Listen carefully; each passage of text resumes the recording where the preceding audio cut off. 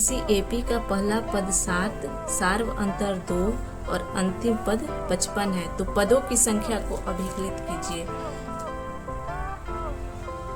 पहला पद यानी कि a बराबर 7 दिया है, d बराबर 2 दिया है और अंतिम पद चूंकि यह ज्ञात नहीं है कि ये कौन सा पद है तो हम लिखेंगे an बराबर 55।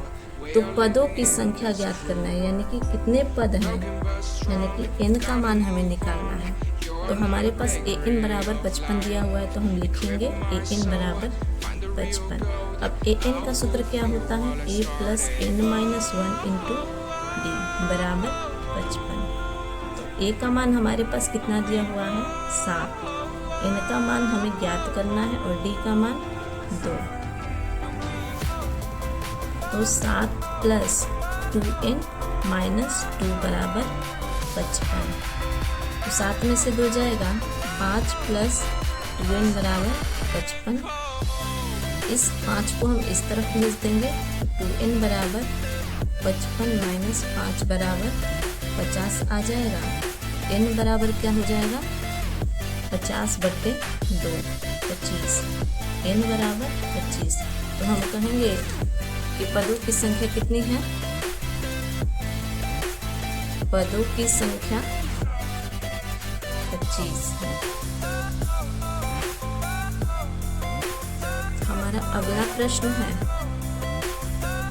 50 पदों की समानांतर श्रेणी में अंतिम पद 101 सार्व अंतर 2 है तो पहला पद ज्ञात कीजिए। इसमें पदों की संख्या भी दी हुई है, अंतिम पद भी दिया हुआ है और सार्व अंतर भी दिया हुआ है और हमें ज्ञात करना है पहला पद यानी कि n बराबर दिया हुआ है 50, a 50 दिया हुआ है 101, चूंकि अंतिम पद है यानी कि 50वां पद है तो 101 दिया हुआ है और d दिया हुआ है 2। ज्ञात करना है हमें a, तो a 50 पहले से दिया हुआ है तो हम इसी को लिखेंगे a 50 बराबर 101।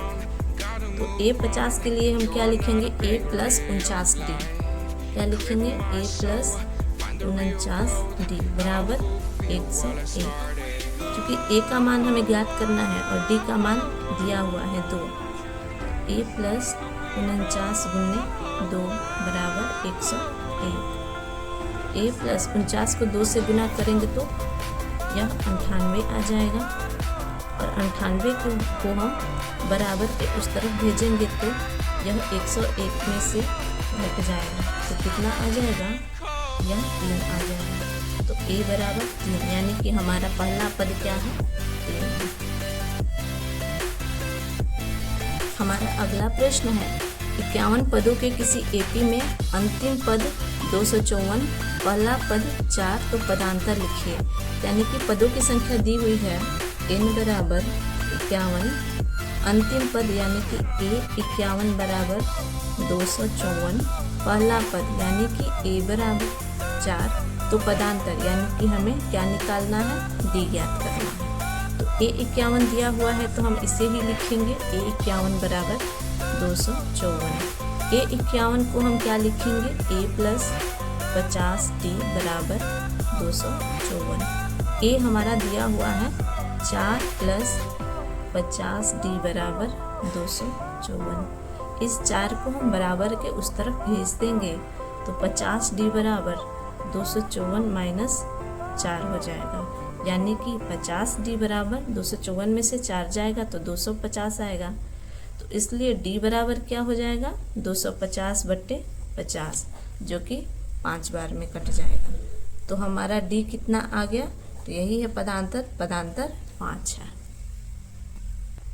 अगला प्रश्न है किसी एपी का 17वां पद उसके 10वें पद से 7 अधिक है।